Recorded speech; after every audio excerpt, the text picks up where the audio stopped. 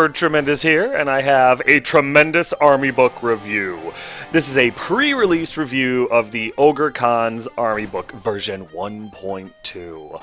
I'm not going over every last thing in the book. All I'm going to go over in this video is the changes, because honestly, anybody that plays the Ogre Khans already knows what we are, so there's no point in going over stuff that we already know.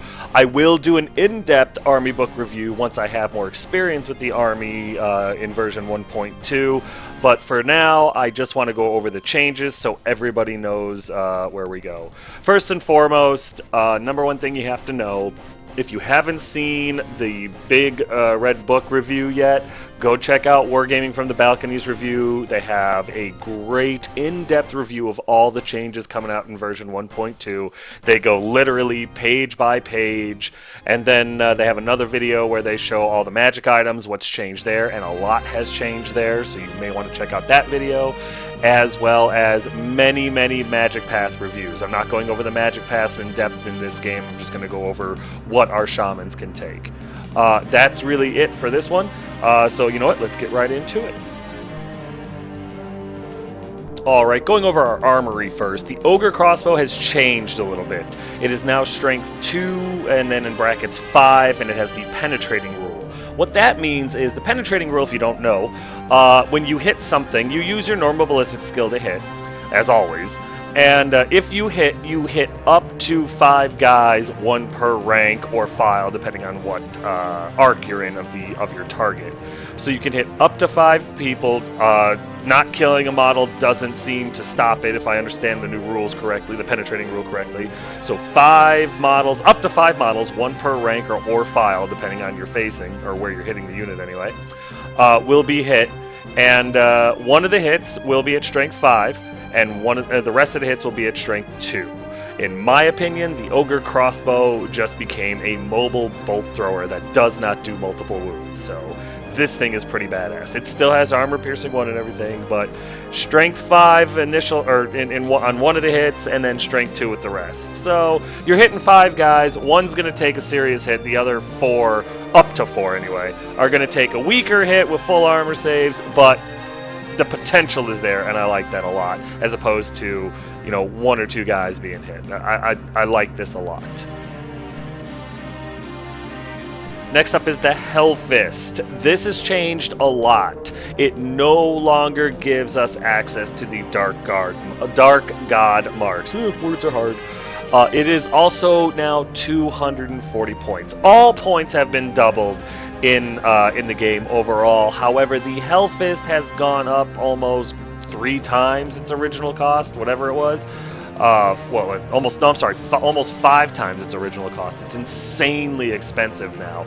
It does do some cool things. It now allows, if you take it, it's no longer an Iron Fist, so you can take a magic weapon as well if you want a 1,000-point character.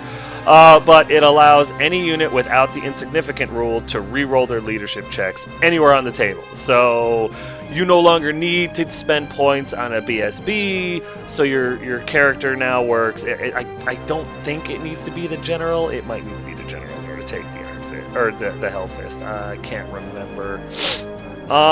In order to take the HELLFIST, it has to be the general. So your general now works as your BSB. The difference is you don't have to be within 12 inches of them or anything like that. The hold your ground rule no longer applies. It just, everybody without the insignificant rule gets to reroll failed leadership checks. So that, I mean, you're paying for it, but if you pay for it, you've got basically a table-wide BSB for non-insignificant units. That could be huge. However, your general is going to be close to 1,000 points. So, you know, I guess it really comes down to the tactics you want to use. It also reduces the amount you can take in the powder keg category from 35% down to 25%, and shamans must take the Thaumaturgy Lord. I don't know how to say that word. That word scares me. Other than that, though, it no longer restricts what you can take in the list. Just shamans have to take a specific path, and your powder keg category gets reduced 10%. Again, I don't ever see using this personally because I could not imagine having a 800 to 1,000 point character running around on the table. But I mean, hey, if it works for you and that's something that appeals to you, have a table-wide BSB, do it. I mean, hell yeah. Okay, so the next big name is the Wild Heart. That's the other one that's changed. All the Wild Heart, or I'm sorry, all the big names have gone up in point cost, but everything's gone up, you know, game-wide, so it's just the way it is. Wild Heart, however, no longer makes 1 unit of Yetis and Tigers count towards core. Now, instead, what it does is it lowers your core choice minimum to 15%. So that's kind of a big change. Wild Heart is only 30 points, too, so it didn't get expensive or anything, all things considered. You still can't include Great Khans, Bruisers, MERC Vets, Bombardiers, or Thunder Cannons in your army, but with the Wild Heart big name, you can still, he loses the not a leader rule, another Mammoth Hunter can be the BSB for 50 points, and your core minimum is lowered to 15%. So you could have a very specialized, very dangerous army with using a Wild Heart. I don't know if I could get rid of my Mercenary Vets. I really love that unit. So I don't see myself personally using the Wild Heart, but I could see a lot of real potential in the Wild Heart themed lists because you could just have so much danger. I mean, that 10% that you don't have to worry about with core now, you could literally throw into a unit of Tusker Cav. I mean, holy crap! The list you could have would be so dangerous. So I predict in the future a lot of people using Wild Heart and having Hunter generals running around. I'm just saying. Alright, here's what I know a lot of people, including myself, was very curious about. Here is our army organization chart as it sits now in version 1.2. Characters, you can have up to 35%. That's all your Khans, all your Shamans, and all your Mammoth Hunters. No matter what their kit, no matter what they are, they all fall into the same category, can be no more than 35%. The new book, the new version 1.2 rules are balanced at 4,500 points, which is basically 2,250, what we used to play. My particular gaming group is going to probably go at 5K just because we like 2,500 points. We don't like 2,250. It's just our preference. Obviously, if we ever go to a GT or anything like that, we will happily conform to their rules. But honestly, for the most part, I predict, and I'm just guessing here, that people are going to go towards 5,000 more so than 4,500. I know that's the way the book was balanced. I get that. Just my opinion. I like 5,000 points better because I'm a filthy American and I want more. So yeah. So 35% characters, you're going to be able to fit exactly what you were able to fit at 2,500 points, possibly even a little bit extra. Our core is 25% minimum, so no big change there. Elites, that's like your special and some rare categories. There's no limit on that whatsoever. So after you meet your core requirements and throw a general in there, you could throw the rest into elite and not have to worry about it. The powder keg category, I think, is scraplings, thunder cannons, and bombardiers, and they are at 35%. So, I mean, again, not a huge restriction. There are some things, like, for example, if you put brace of pistols on your MERC Vets, they count towards your powder keg, so you could make that 35 points quick.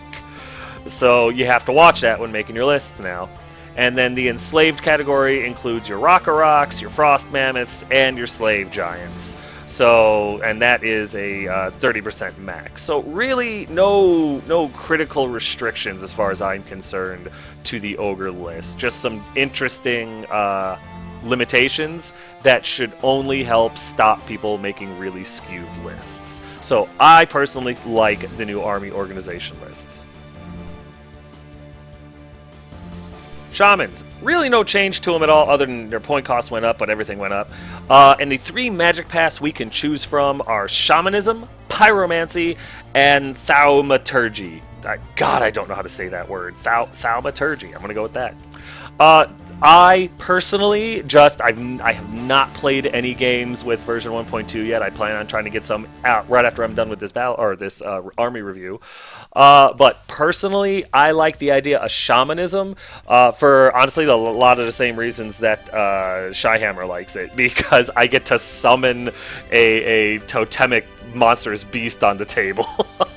Honestly, in my opinion, shamanism is the way to go because it gives the army the boosts that it needs in order to really be effective in combat, and that's still where ogres thrive as far as I'm concerned. But, and this is situational, but the number 6 spell in shamanism basically allows you to take a breath weapon wielding monstrous beast character, so you don't have to worry about kin eaters anymore. It's more reliable. You can get the spell off. Your opponent's going to want to stop it, so it's great at pulling the spell dice. Granted, you have to roll that spell during during your learn spell generation, but if you can get it, it saves you a lot of time and points in your army, because you could have these guys running around up to 6 in a game, so it's kind of hot. Pyromancy is still really good. Obviously, we were going to get that one. And Thaumaturgy, or however you say that damn word, I don't have a problem with that path. I could see definitely trying it out in the future if I fall out of love with shamanism. But Thaumaturgy, as far as I'm concerned, is a cool blending of, what's it called? Like, the old Path of Fire and the Path of Heavens. So, really no bad choices. I'm very pleased with our spell lists. Okay, so the Mammoth Hunter's got a few cool changes to it as well. Well, a couple. They now have the Light Troop special rule, which is awesome. No, they're not going to count for ranks. Whoop-de-effing do. However, they will get to march and shoot now. So that's really cool. That was something that they couldn't do before. And with the ability to take a mobile friggin' bolt thrower or hunting spears and run around on a Tusker or something like that, I really like the idea. So the fact that we have light troops now really opens up a lot more, I don't know how to put it, chaff dealing with this or something like that. So yeah, now it does say that characters with light troops that are joined to units with one or more models without light troops lose this rule for as long as it remains with the unit. Now, what I'm curious about, and I could be reading too much into this, is if I mount him on a Tusker or a Rock-a-Rock, and the Tusker and the Rock-a-Rock do not have the light troop rule, I wonder if that means the Hunter loses the light troop rule. I'm going to ask for clarification on that. I don't know. But just if it does work out that way, where my Mammoth Hunter can keep the light troop and still be mounted, because that's the way I like to run my Mammoth Hunters, that's really exciting. Opens up a real cool ability for me. Also, if mounted on a Rock-a-Rock, the point allocation for the Rock-a-Rock counts towards the enslaved category, not the character category, which is huge because the Rock-a-Rock is currently costing 430 points. And granted, we have 35-point character allocation. That's still super expensive and basically would nerf our character section. So if you are going to put your Mammoth Hunter on a Rock-a-Rock, which I like to, it's good to know that at least you aren't going to nerf your character selection by doing so. So very cool changes. Very excited to try them out. Okay, so scoring units. Scoring is something a little bit new. It's not new, it's just a new term for what we used to call fortitude or scoring units. Instead of needing a banner or anything like that, now your units just have the scoring special rule, which is awesome. You don't have to worry about that crap anymore. And the scoring units for our army are Tribesmen, Bruisers, Scraplings, Mercenary Veterans, Tusker Cavalry, and Bombardiers. So if you play games where you need to score objectives, you better take some of these units or you are screwed. Well, I mean, 3 of them are core, you don't have a choice, but we have 6 options to score now, and that's sexy. That's very sexy. Okay, now Scraplings, they have changed slightly. They no longer have the option for light armor, as far as I can tell. It's been completely removed from the book. Short bows are completely gone out of version 1.2, so Scraplings just got better. Now they can take regular bows. I mean, same strength, but 6 more inches of range. That's huge. Now I don't have to move them up as far to shoot at stuff when I take them, so very excited about that. Alright, so Mercenary Veterans. I believe, I'm going to predict this right here and now, that this is going to get the most complaining out of all the changes in the Ogre book. I personally don't have a problem with it, but I never took Merc Vets for their shooting capacity. Number one, max unit size of a unit of Mercenary Veterans is 7. It has lowered by 1. They have lost the ability to take Immune to Psychology and Weapon Master. I don't really see Immune to Psychology as a big loss, but Weapon Master, I know a lot of people took that in order to get a free weapon upgrade. That's gone. Now, if you take, if you want Mundane Weapon, you got to pay for it, period. I don't have a problem with that. I know people are going to be upset. I totally get it, but yeah, I don't see how it bothers me at all. They have lost +1 ballistic skill as an ability to take. However, they gained accurate. What accurate is the what's it called? The unit with accurate no longer takes a penalty for long range. So they care about moving, they care about multiple shots, but they don't care about long range. So they may not even have to move anymore. So, I mean, it's going to be situational, but at the same time, it's not too bad. And if they are given a brace of Ogre pistols, they count towards the powder keg category. Per the Army book, it actually says they count towards the elite and the powder keg category, but your elite category is unlimited, so who cares? But if you take the Ogres and you take the Ogre pistol option, you're going to be hindered by taking...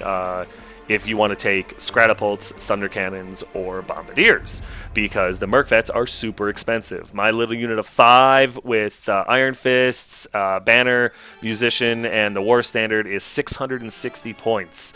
So if you took Ogre Pistols, which are the same cost as Iron Fists, at 7 and all that, you're looking at closer to 800 points, counting towards your 35% category for Powder Keg. So if you're going to take Merc Vets and you want them to shoot up the bad guys, you're going to probably take a hit in your Powder Keg category. You're not going to have the Bombardiers you're looking for. You're not going to have a lot of stuff you're looking for. And so, again, it's going to make people have to make more tactical and intelligent lists and stuff like that. More time thought in making your list, and that is always a positive. I don't care what anyone says. That is a huge positive. And so I personally like the Merc Vet changes, but I'm not affected in my play style by the changes. So I do understand people are going to gripe and complain about it, and well, that's what change is all about, griping and complaining. Tusker Cavalry saw a small change. Heavy armor is no longer a buyable upgrade, you just have it by default. And then you can swap the heavy armor on your unit for light armor and an Iron Fist for 10 points a model. I don't run Tusker Cav, so I honestly don't know how big of a deal this change is. Honestly, though, if I did run them, I'd take them with great weapons and just let them go in there and bash into crap. I honestly wouldn't care. The 3-up armor isn't going to change. That's fine. I don't expect Ogres to have a whole lot of high armor saves in version 1.2. It was supposed to be one of our weaknesses, so this seems actually very generous in my opinion. But hey, chime in the comment section what you think. Okay, Yetis have changed significantly, in my opinion. They no longer skirmish. That rule is gone.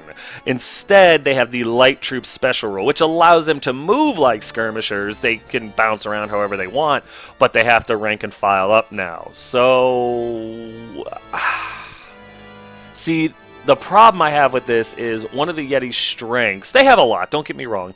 But one of their main strengths, in my opinion, was it was a -1 to shoot at them because they were skirmishers. That's gone now.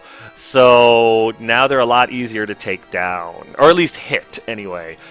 They still have a 4-up armor. I believe they still have... I'm sorry, not a 4-up armor. They still have toughness 5. I believe they have a 5-up armor, maybe? Sorry, I'm checking real quick. I know, this is terrible radio. Yep, they still have a 5-up in 8 defense. They still have Vanguard Swift Strike. They still cause fear. They still have Touch of Frost. They still have paired weapons. But they've lost skirmishers in place of light troops. And, I don't know how I feel about that. I mean, light troops really doesn't give them anything but the ability to move like they did when they were skirmishers. Not like the Yetis are throwing anything. So, I don't know. I look forward to seeing how people's lists change and if they continue to take Yetis, considering they're much easier to hit now. Saber-toothed tigers, they have one change, and that is now the max unit size is 20. Before it was 15. I don't care about this change at all.